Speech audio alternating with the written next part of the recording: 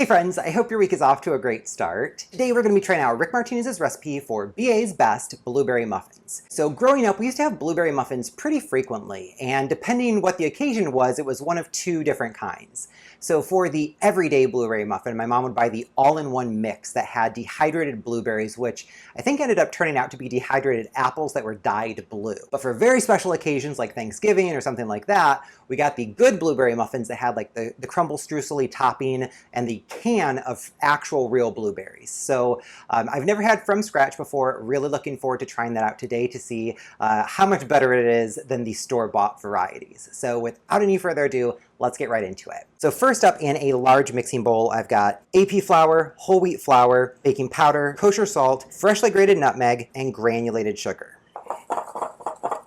With the dry ingredients evenly incorporated, we can go ahead and add in the blueberries. So this is a cup and a half of fresh blueberries. These are actually on sale with my grocery delivery service. So I got these from Fresh Direct. I will leave a link down below to get $25 off your first delivery. Not sponsored, it's just a referral bonus. So if you want to try out grocery delivery, I highly recommend both Fresh Direct and Food Kick, as well as Imperfect Foods, all linked down below.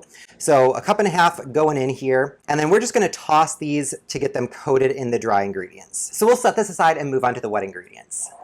Now in a medium bowl, I'm going to add in my wet ingredients. So starting off with 2 large eggs plus 2 egg yolks. Set the whites aside, we're not going to need those, so just keep them for another recipe. And then really quickly, I'm just going to mix these eggs just to get them broken apart so that they're mostly homogeneous. So now to the eggs, I'm adding a cup and a half of plain whole fat yogurt. And this is regular yogurt, not Greek yogurt. And here I've got 1 stick of unsalted butter that's been melted and slightly cooled. And we need 1 teaspoon of lemon zest. So I'm just going to zest probably about 2/3 of this lemon using my microplane just directly into the bowl.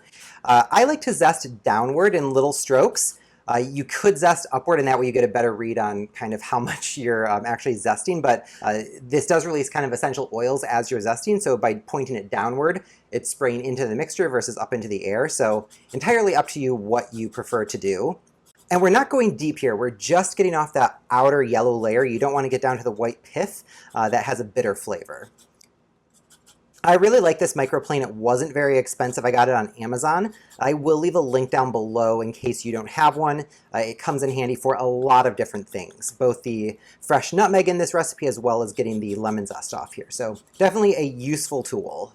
And this recipe is really efficient. Not only are we using the zest, we're also using the juice. We just need 2 teaspoons here, but lemon water is always a great thing to have on hand. So I'm just going to juice the whole lemon.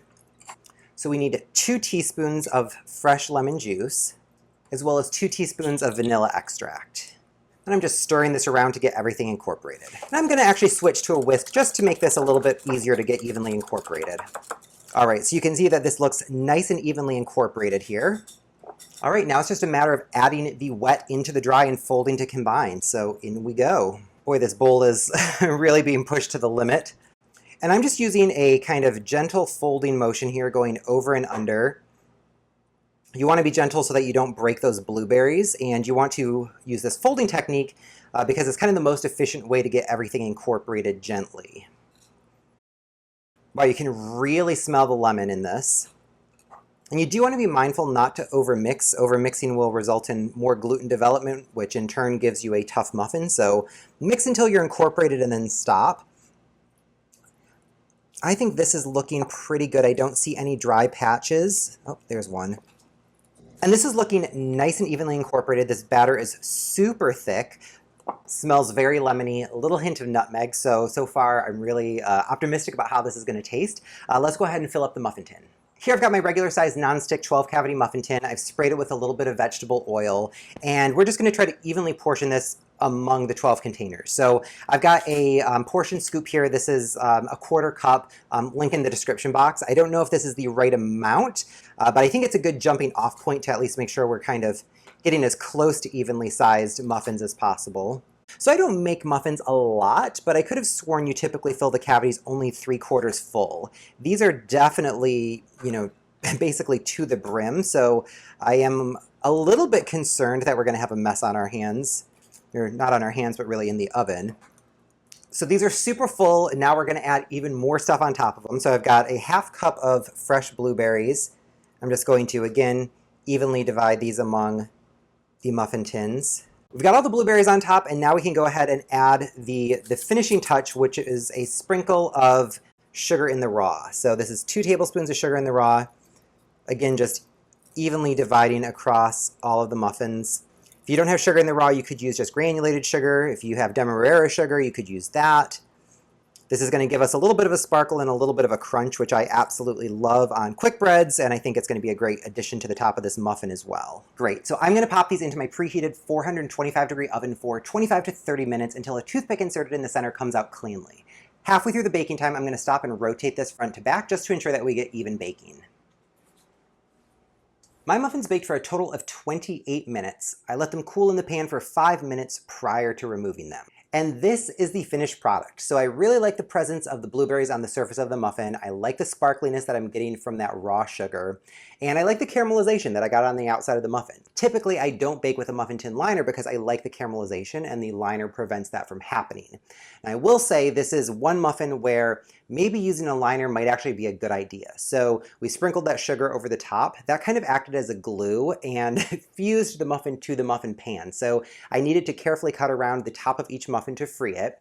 The second challenge I ran into was the blueberries burst and release all of this juice, which is full of sugar, and also fused the muffin onto the pan. So not only do you have juice that's on the surface of the muffin holding it in, but these blueberries that are on the side also kind of glued the muffin to the inside of the muffin tin. So if you don't remove these while they're warm, I don't think you're going to get them out. So just be warned, a muffin tin liner might not be a bad idea with this one. But regardless, I think these look beautiful. I like the amount of color I got on the top. Super happy with the aesthetic and ready to break this open. So do a little pull for you here.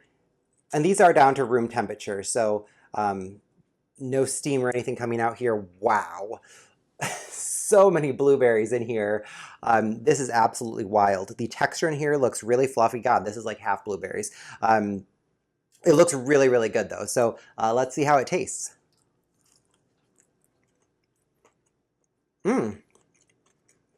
I like the crunch from the sugar.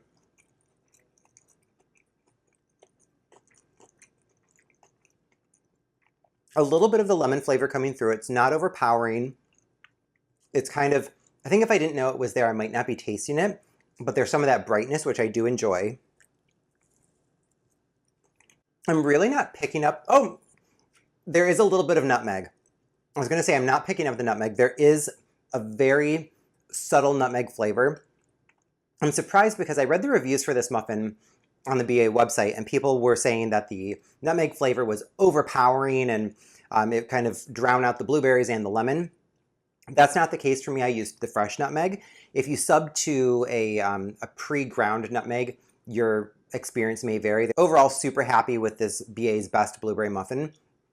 It's definitely better than the 2 boxed varieties that I had growing up. However, don't know if this is the best, from scratch blueberry muffin recipe since this is the first time trying. But regardless, absolutely tasty. Definitely recommend you give this recipe a try. Not too challenging. It baked up quickly and super happy with this result. So really hope you enjoyed this week's video. If you did, please be sure to give me a big thumbs up and click subscribe. Thank you so much for watching. I'll see you next week.